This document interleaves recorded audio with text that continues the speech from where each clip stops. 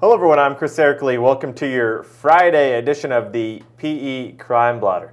The 911 audio from the death of Raymond Johnson at a Burger King drive-thru in Moreno Valley 2 Fridays ago has now been released by the Riverside County Sheriff's Department. I'm joined now by Press Enterprises' John Asbury. John, you've went over the audio. Yeah, and I guess the key thing we need to recognize here is this audio, it really doesn't answer any of the questions that still remain in what led to Raymond Johnson's death and what happened that night. It all starts out with the 911 call in which a Burger King employee is reporting that obviously he's acting erratic, he's blocking the drive-thru, he's throwing money and throwing food out his window.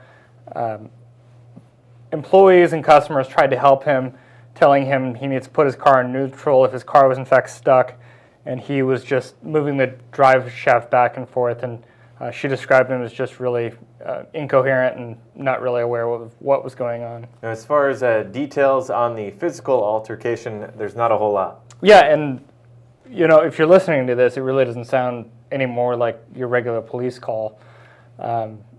They did say that he was there and they called for immediate backup. They called an 1111, which means all available units respond. And from then on out, all you really hear is that deputies were physical. They asked for status checks, still physical. And then it ends rather quickly, just saying, you know, deputies are code 4, everything's all clear, but now we need medical.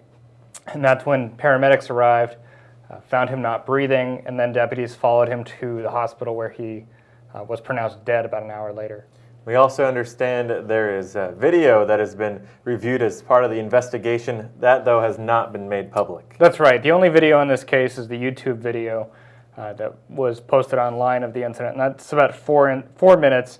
If you believe the family in this case, this incident lasted about 10 minutes, so not sure what exactly that video captures, but obviously there would be more video because police cars' dash cam would have video, as well as perhaps the Burger King surveillance video.